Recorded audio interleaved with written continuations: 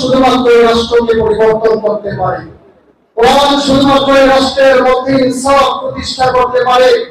পৃথিবীর যত গণতন্ত্রই বলেন না কেন, পৃথিবীর যত সমাজতন্ত্রই বলেন না কেন, সবগুলোকে ছুড়ে ফেলে শুধুমাত্র কোরআনের আইন বাস্তবায়ন যেদিন হবে সেদিনে এই দেশের মধ্যে শান্তি প্রতিষ্ঠা হবে।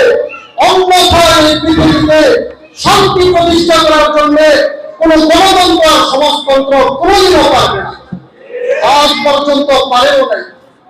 এই দেশ স্বাধীনতার 54 বছরে, স্বাধীনতার 54 বছর পার হয়েও আজ পর্যন্ত এদেশে সুশৃঙ্খলার একটি ইনসাফপূর্ণ প্রতিষ্ঠা হয় নাই।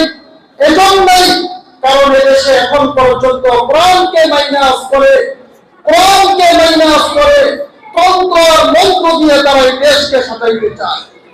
এজন্য আমরা বলি, আমাদের সন্তানগুলো যখন কোরআন ওয়ালা হয়ে যাবে, আমাদের সমাজে যখন কোরআন ওয়ালারা বৃদ্ধি পাবে, তখন এই সমাজ পরিবর্তন হবে।